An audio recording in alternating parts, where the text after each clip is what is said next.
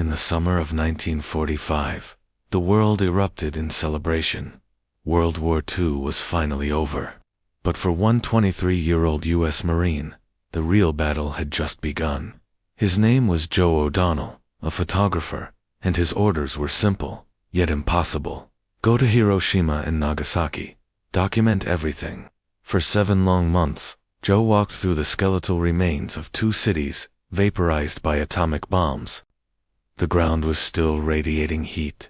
The air was thick with the dust of what used to be homes, schools, and lives. He was stepping through a ghost world, and his camera was his only companion. His assignment was to capture the damage to military hardware and infrastructure. But Joe couldn't ignore the human cost. He saw things that would haunt him for the rest of his life.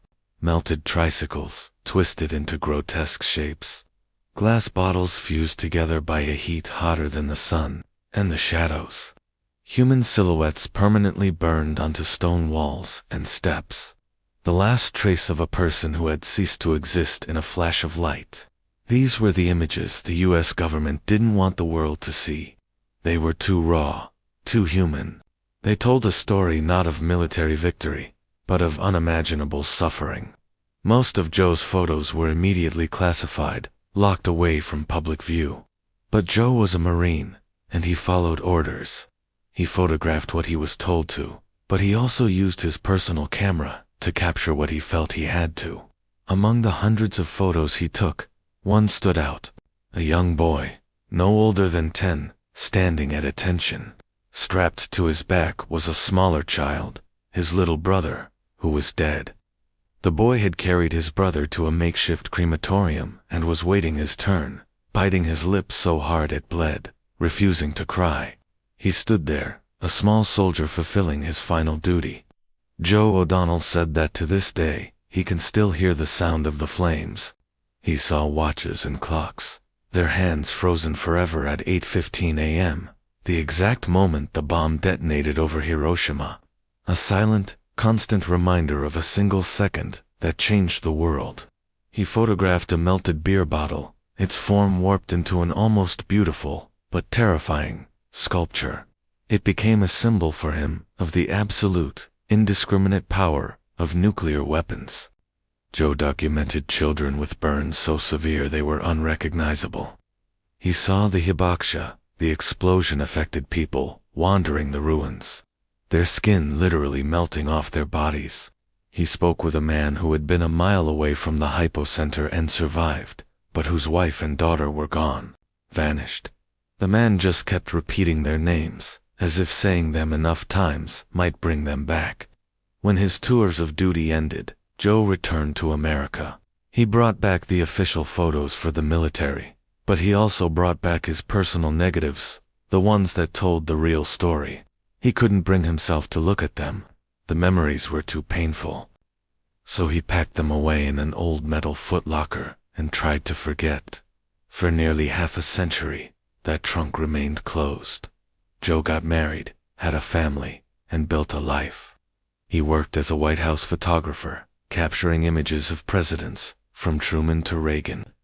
On the outside, he was a successful professional. On the inside, he was carrying the weight of 2 cities. He suffered from what we now call PTSD. He had nightmares.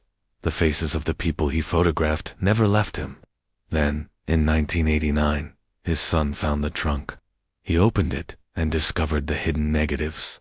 He urged his father to share them, to tell the world what he saw. Joe resisted. He wasn't ready to confront those ghosts. The turning point came in 1995, the 50th anniversary of the bombings. Joe finally decided it was time. He couldn't keep the silence anymore. He published a book of his photographs, titled Japan, 1945, a U.S. Marine's photographs from ground zero. The world was stunned.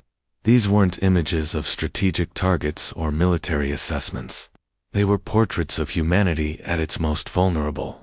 The face of the boy carrying his brother. The ghostly shadow on the steps of a bank. The fused bottle. These images became global icons of the nuclear age. Publishing the photos transformed Joe O'Donnell. He dedicated the final years of his life to advocating for nuclear disarmament. He traveled the world, sharing his story, not as a soldier or a photographer, but as a witness. He returned to Japan and met with survivors. He didn't speak of politics or strategy. He spoke of the people. He spoke of peace. He said, "The people I photographed in Hiroshima and Nagasaki were not enemies. They were not soldiers. They were mothers, fathers, and children. They were human beings." He believed his photographs were a warning, a plea to future generations to never allow such a thing to happen again. Joe O'Donnell passed away in 2007. He carried the burden of what he saw for over 60 years. He was a young man sent to document destruction, but he ended up preserving the memory of its victims. His courage wasn't just in walking through radioactive ruins. It was in daring to face those memories decades later and share their painful truth with the world. He risked his career and his peace of mind to ensure that the faces from the ashes would never be forgotten. His work is a testament to the power of a single person, a single camera, to hold history accountable. Joe O'Donnell's story reminds us that behind every major historical event are countless individual stories of courage, pain, and resilience. These are the stories that truly define our past. If this story moved you, please hit that like button and subscribe for more hidden stories from history every single week. It helps our channel more than you know.